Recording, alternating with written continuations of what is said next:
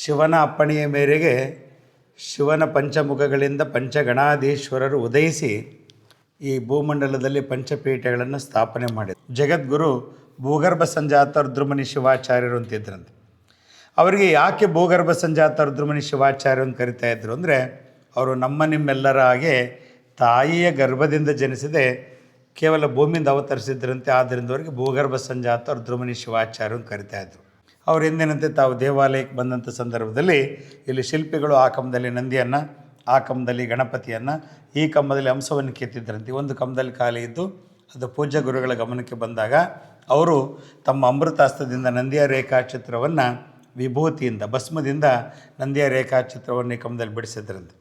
ರೇಖಾಚಿತ್ರವನ್ನು ಬಿಡಿಸಿದಂಥ ಈ ಕಂಬದಲ್ಲಿ ಅಂದಿನಿಂದ ಇಂದಿನವರೆಗೂ ಇದು ಕೆತ್ತಲಾರದೆ ತನ್ನಚೆಗೆ ತಾನೇ ಮುಂದೆ ಬೆಳೆದು ಬರ್ತಾ ಇರುವುದರಿಂದ ಇದನ್ನು ಉದ್ಭವ ನಂದಿ ಅಂತ ಕರೀತಾ ಇದ್ದಾರೆ.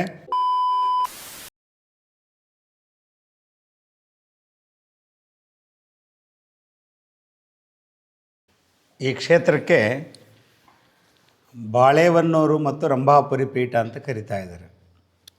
ಭಕ್ತರ ಬಾಳು ಒನ್ನಾಗಲಿ ಅಂತ ಅರಸಿದಂಥ ನಾಡು ಇದು. ಇಲ್ಲಿ ಬಂದಂಥ ಭಕ್ತಾದಿಗಳಿಗೆ ಬಾಳು ಒನ್ನಾಗಲಿ ಅಂತ ಅರಸಿದ್ರಂತೆ ಗುರುಗಳು. ಆದ್ದರಿಂದ ಇದಕ್ಕೆ ಬಾಳೆಹೊನ್ನೂರು ಎಂಬ ಹೆಸರು ಬಂದಿದೆ.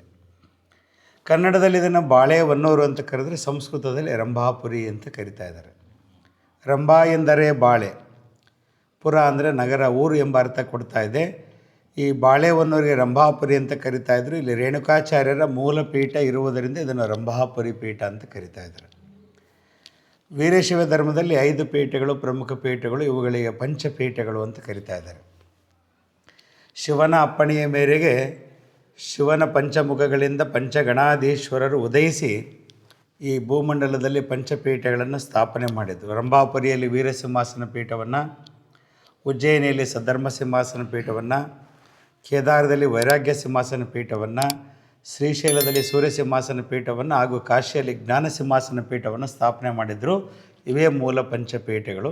ಈ ಪಂಚಪೀಠಗಳಲ್ಲಿ ಪ್ರಥಮ ಪೀಠ ಈ ರಂಭಾಪುರಿ ಪೀಠ. ಈ ಪೀಠವನ್ನು ಸ್ಥಾಪನೆ ಮಾಡಿದಂಥ ಮೂಲ ಗುರುಗಳು ಆದಿ ಜಗದ್ಗುರು ರೇಣುಕಾಚಾರ್ಯ ಭಗವತ್ಪಾದರು. ಜಗದ್ಗುರು ರೇಣುಕಾಚಾರ್ಯ ಭಗವತ್ಪಾದರು ಆಂಧ್ರ ಪ್ರದೇಶದಲ್ಲಿರುವ ಕೊಲ್ಲಿಪಾಕಿ ಸೋಮನಾಥ ಲಿಂಗದಿಂದ ಉದ್ಭವಿಸಿ ಬೇರೆ ಬೇರೆ ಭಾಗಗಳಲ್ಲಿ ತಪಸ್ಸನ್ನು ಮಾಡಿ ನಾಡಿನ ಮಧ್ಯೆ ಸಂಚರಿಸಿ ಇಲ್ಲಿ ಬಂದು ಭದ್ರಾ ನದಿ ದಡದಲ್ಲಿರ್ತಕ್ಕಂಥ ಈ ಮಲಯಾಚಲ ತಪೋಭೂಮಿಯಲ್ಲಿ ತಪಸ್ಸನ್ನು ಗೈದು ಈ ಪೀಠವನ್ನು ಸ್ಥಾಪನೆ ಮಾಡಿ ಇದಕ್ಕೆ ರಂಭಾಪುರಿ ಅಂತ ನಾಮಕರಣ ಮಾಡಿದರು. ಇದೇ ಜಗದ್ಗುರು ರಂಭಾಪುರಿ ವೀರಸಿಂಹಾಸನ ಮಹಾಪೀಠ. ನೀವೆಲ್ಲರೂ ಅಲ್ಲಿ ಮೊದಲನೇದಾಗಿ ದರ್ಶನ ಮಾಡಿದಿರಿ. ಅದು ಈ ಪೀಠವನ್ನು ಸ್ಥಾಪನೆ ಮಾಡಿದಂಥ ಮೂಲ ಗುರುಗಳು ಆದಿ ಜಗದ್ಗುರು ರೇಣುಕಾಚಾರ್ಯರ ಮೂಲ ಗದ್ದುಗೆಯಾದರೆ, ರೇಣುಕಾಚಾರ್ಯರನ್ನು ಮೊದಲುಗೊಂಡು ಈ ಒಂದು ಭವ್ಯ ಪರಂಪರೆಯಲ್ಲಿ 120 ಜಗದ್ಗುರುಗಳ ಪೀಠವನ್ನು ಆರೋಹಣ ಮಾಡೋಗಿದ್ದಾರೆ. ಇವಾಗಿರ್ತಕ್ಕಂಥ ಪ್ರಸ್ತುತ ಜಗದ್ಗುರುಗಳ ಪೀಠಕ್ಕೆ 121ನೇ ಜಗದ್ಗುರುಗಳು ಪ್ರಸನ್ನ ರೇಣುಕ ವೀರ ಸೋಮೇಶ್ವರ ಶಿವಾಚಾರ್ಯ ಭಗವತ್ಪಾದರು. ಇವಾಗೇನೆಲ್ಲರೂ ದರ್ಶನ ಮಾಡಿದ್ದರೆ ಇದು ರಂಭಾಪುರಿ ಪೀಠದ ಕ್ಷೇತ್ರನಾಥ ಹಾಗೂ ಗೋತ್ರಪುರುಷ ಶ್ರೀ ವೀರಭದ್ರ ಸ್ವಾಮಿ. ಈ ದೇವಾಲಯ ತುಂಬ ಪ್ರಾಚೀನವಾದಂಥ ದೇವಾಲಯವಿದೆ. ಇಲ್ಲಿ ಒಂದು ವಿಶೇಷ ಇದೆ, ನೀವೆಲ್ಲ ನೋಡ್ಬೋದು. ಈ ಕಂಬದಲ್ಲಿ ನಂದಿ ಕಂಡು ಬರ್ತಾ ಇದೆ. ನಂದಿಗೆ ಉದ್ಭವ ನಂದಿ ಮತ್ತು ಅರಕೆಯ ನಂದಿ ಅಂತ ಕರೀತಾ ಇದ್ದಾರೆ. ಇದು ಕೆತ್ತಲಾರದೆ ತನ್ನಚೆಗೆ ತಾನೇ ಮುಂದೆ ಬೆಳೆದು ಬರ್ತಾ ಇರುವುದರಿಂದ, ಅಂದರೆ ಈ ಪೀಠದ ಪರಂಪರೆಯಲ್ಲಿ ಜಗದ್ಗುರು ಭೂಗರ್ಭ ಸಂಜಾತ ರುದ್ರಮುನಿ ಶಿವಾಚಾರ್ಯರು ಅಂತಿದ್ರಂತೆ. ಅವರಿಗೆ ಯಾಕೆ ಭೂಗರ್ಭ ಸಂಜಾತ ರುದ್ರಮುನಿ ಶಿವಾಚಾರ್ಯರು ಅಂತ ಕರಿತಾ ಇದ್ರು ಅಂದರೆ, ಅವರು ನಿಮ್ಮೆಲ್ಲರ ಹಾಗೆ ತಾಯಿಯ ಗರ್ಭದಿಂದ ಜನಿಸದೆ ಕೇವಲ ಭೂಮಿಯಿಂದ ಅವತರಿಸಿದ್ರಂತೆ. ಆದ್ದರಿಂದ ಅವರಿಗೆ ಭೂಗರ್ಭ ಸಂಜಾತ ರುದ್ರಮುನಿ ಶಿವಾಚಾರ್ಯರು ಅಂತ ಕರಿತಾ ಇದ್ರು.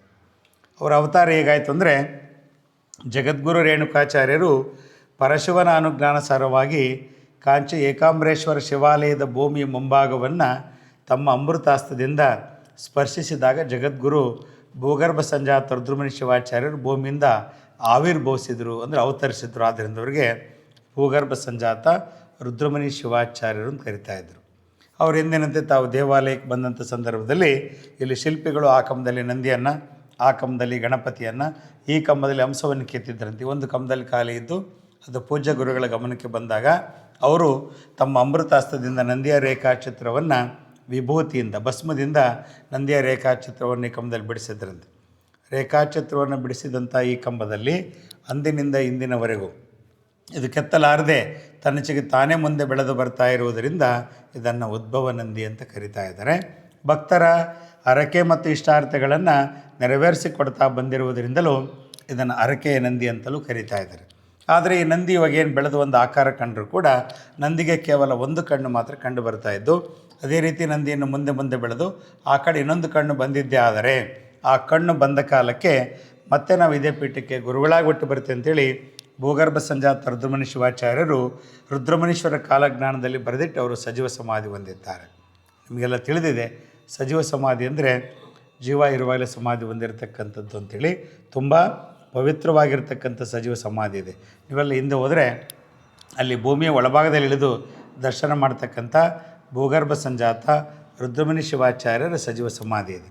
ಸಾಮಾನ್ಯವಾಗಿ ಎಲ್ಲ ಗುರುಗಳ ಸಮಾಧಿಯ ಮೇಲೆ ಶಿವಲಿಂಗವನ್ನು ಮಾತ್ರ ಪ್ರತಿಷ್ಠಾಪನೆ ಮಾಡಲಾಗಿರುತ್ತೆ. ಆದರೆ ಈ ಭೂಗರ್ಭ ಸಂಜಾತ ರುದ್ರಮುನಿ ಶಿವಾಚಾರ್ಯರ ಪವಿತ್ರ ಸಜೀವ ಸಮಾಧಿಯ ಮೇಲೆ ಶಿವಲಿಂಗದ ಬದಲಾಗಿ ನಂದಿಯ ಮೇಲೆ ಅವರು ಕುಳಿತಿರ್ತಕ್ಕಂಥ ವಿಗ್ರಹವನ್ನು ಅಲ್ಲಿ ಪ್ರತಿಷ್ಠಾಪನೆ ಮಾಡಲಾಗಿದೆ. ಕಾರಣ ಇಷ್ಟೇ, ಇವರು ಪೀಠಕ್ಕೆ ಒಂದಲ್ಲಿಡಲ್ಲ ಸುಮಾರು 400 ವರ್ಷಗಳ ಕಾಲ ಈ ಪೀಠಕ್ಕೆ ಗುರುಗಳಾಗಿದ್ದರು ಅಂತೇಳಿ ಇತಿಹಾಸದಲ್ಲಿ ಬರೆದಿಟ್ಟಿದ್ದಾರೆ.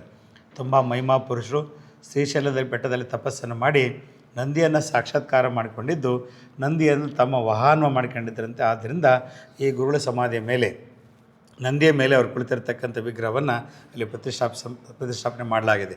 ಯಾವಾಗ ಈ ನಂದಿ ಪೂರ್ಣಗೊಂಡು ಇನ್ನೊಂದು ಕಣ್ಣು ಬರುತ್ತೆ, ಆ ಕಣ್ಣು ಬಂದ ಕಾಲಕ್ಕೆ ಮತ್ತೆ ನಾವು ಇದೇ ಪೀಠಕ್ಕೆ ಗುರುಗಳಾಗಿ ಹುಟ್ಟಿ ಬರ್ತೀವಿ ಅಂತೇಳಿ ಕಾಲಜ್ಞಾನದಲ್ಲಿ ಬರೆದಿಟ್ಟು ಅವರು ಸಜೀವ ಸಮಾಧಿ ಹೊಂದಿದ್ದಾರೆ. ಆ ಸಮಾಧಿಯ ಪಕ್ಕದಲ್ಲಿ ಶ್ರೀಪೀಠದ ಇಂದಿನ ಎಲ್ಲ ಲಿಂಗೈಕ್ಯ ಗುರುಗಳವರ ಗದ್ಗೆಗಳು, ಕೊನೆಯದಾಗಿ ಶಕ್ತಿಮಾತೆ ತಾಯಿ ಚೌಡೇಶ್ವರಿ ದೇವಸ್ಥಾನ ಇದೆ. ಕ್ಷೇತ್ರದ ಎಲ್ಲ ದೇವಾಲಯಗಳನ್ನು ದರ್ಶನ ಮಾಡ್ಬೋದು. ನಮ್ಮ ಹೆಸರು ಚಂದ್ರಶೇಖರ CH ಅಂತ, ರಂಭಾಪುರಿ ಪೀಠದ ವ್ಯವಸ್ಥಾಪಕರು. ಇಲ್ಲಿ ಬಂದಂಥ ಎಲ್ಲ ಭಕ್ತರಿಗೆ ಈ ಕ್ಷೇತ್ರದ ಬಗ್ಗೆ ಮಾಹಿತಿ ಸಿಗಲಿ ಅನ್ನೋ ಉದ್ದೇಶಕ್ಕೆ ಬಂದವರೆಲ್ಲರೂ ಈ ಕ್ಷೇತ್ರದ ಸಂಕ್ಷಿಪ್ತ ಪರಿಚಯ ಮಾಡಿಕೊಡ್ತಾರೆ. ಸದಾ ಬರ್ರಿ, ನೆನಪಿರ್ತಾರೆ.